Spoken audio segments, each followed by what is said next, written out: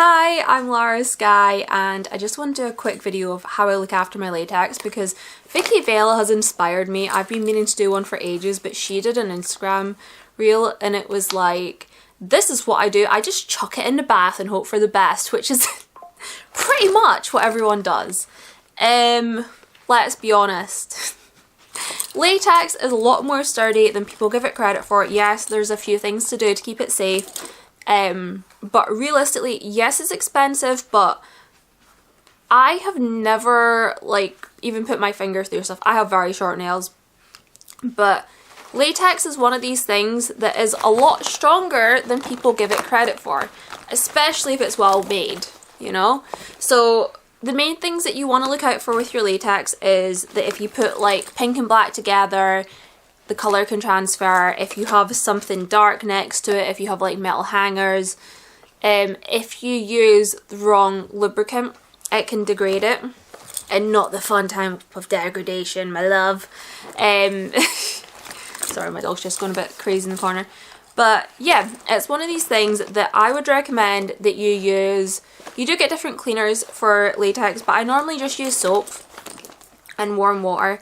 And then I put silicone based lubricant in my water, wash it around, and yeah, when it comes to shining it or putting it on the next time, it's already kind of shined up on the inside. Oh, and you can also keep your latex. One of my top tips for events is if you are going to an event and you're taking it in your suitcase, because I used to travel a lot for events, is that you get everything washed, like pre-shined, and then you shove some like your silicone lube in a bag even, and you kind of like get your item in there so that when you get to your event it's already all lubed. You don't have to worry about anything. People are like, oh, it's going to ruin your latex. It's not. Once latex is set, it is fine with silicone. Okay, if it's not, I'm sorry, but mine's always been fine. So anyway, let me show you what I do. Don't know if I said I just chose this because it was something that I hadn't like polished or washed once I had worn it last time. So let's go. So what you need for this step is some ice cream that you've ate in the bath and some water.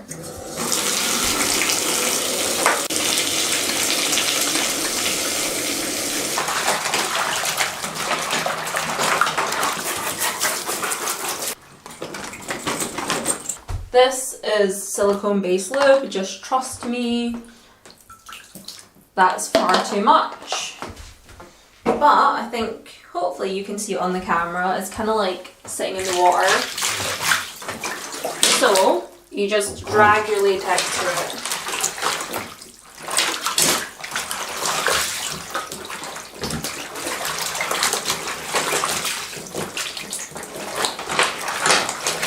it. And now it is covered in lube. You can kind of see because the water is sticking to it. All covered in latex shine. And by putting it in the water, it just makes it easier to get all over. You can see like little droplets kind of sticking to it. So you have a choice. You can either like hang this up to dry or you can shine it at this point. I'm lazy, so I'm just gonna like, not even gonna lie. Okay, so this is it once it's dried. I'm not sure what the colour difference is, whether that's from me washing it or if it was always like this, because it's got this big patch inside, which, yeah. But you can see that it's very shiny and that you'd be able to just kind of pull it on. This bit here is what I was talking about with having it next to metal. You can get a transfer, so that's probably come off of this. But overall, I hope that helps. And no, I'm not going to show you my face because you don't need to see that just now. And that was my super easy latex cleaning routine. I'm also really lazy, so if I've not had something on for very long, I will just clean like the underarms or the crotch or any areas that I've got like dirty. I don't put talc on them. Yeah, I am a very bad latex owner, but it's it's all good, it's all fine. One thing that I will say is if you kind of do like the routine that I've done, I find it makes it really easy to get them back on. So if you put talc on it, it obviously like dries out kind of everything. Some people like talc for putting them on. I do not. It feels very crummy. Maybe I'm using the wrong talc. I've never liked the feeling. And when you sweat and it balls up and ugh.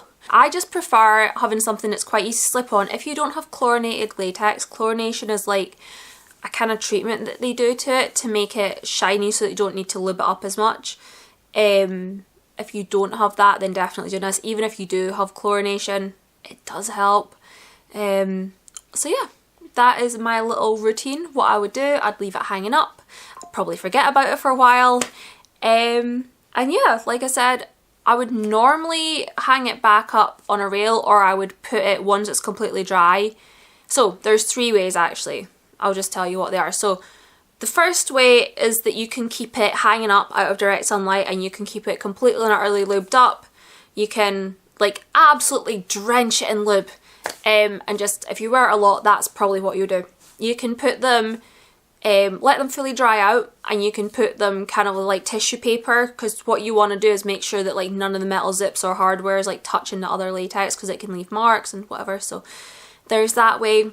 You fold it up, you put it in a bag, or you put it in a drawer.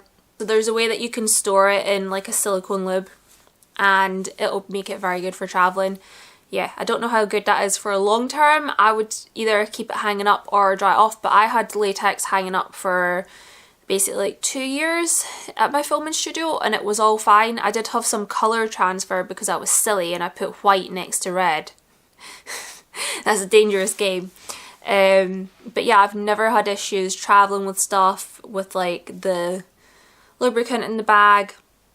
I've never had issues in the tissue paper, so yeah.